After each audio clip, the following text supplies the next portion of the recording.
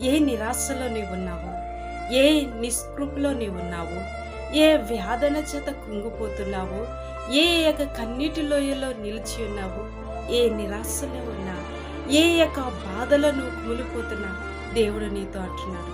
నీ రోగమే నిన్ను కృంగదీసేస్తున్నా, నీలో ఉన్న బలహీనతే నీ మనస్సును కుదిపేస్తున్నా, ఎటువంటి నిరాశ నిన్ను కృంగతీయాలని చూస్తున్నా, నీకంటూ ఎవ్వరూ లేకపోయినా దేవుడు ఒక మాట చెప్తున్నాడు. ఏంటో తెలుసా?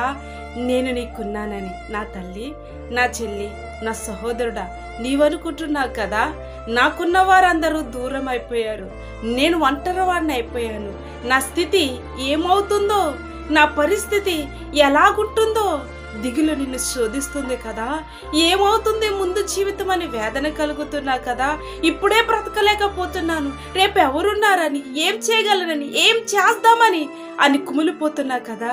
జాగ్రత్త నా ప్రియతమ్ముడు, నీతోటే దేవుడు మాట్లాడుతున్నాడు.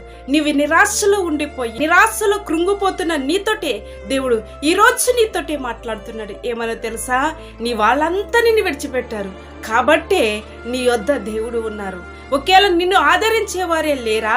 నీ ప్రార్థన దేవుడు వింటున్నాడు. మనుషులు ఎవరు వినటం లేదు నీ మాటలు కదా. నీ మాటల వల్ల విసిగి ఉన్నారు, నీ మాటకి ఇసుపు వచ్చి ఉంది. కానీ నా ప్రభు అంటున్నాడు, ఈరోజు నిన్ను ప్రేమించే నా ప్రభు అంటున్నాడు, ఈరోజు నిన్ను చూస్తున్న నా ప్రభు అంటున్నాడు, ఈరోజు నిన్ను దర్శిస్తున్న నా ప్రభు అంటున్నాడు. నా ప్రియమైన సహోదరుడా, సహోదరి, నేను నీకున్నాను. దిగులేలా, చెంతేలా మంచి మాట చెప్పడానికి ఇదే ఒక సమయం అంటున్నాడు.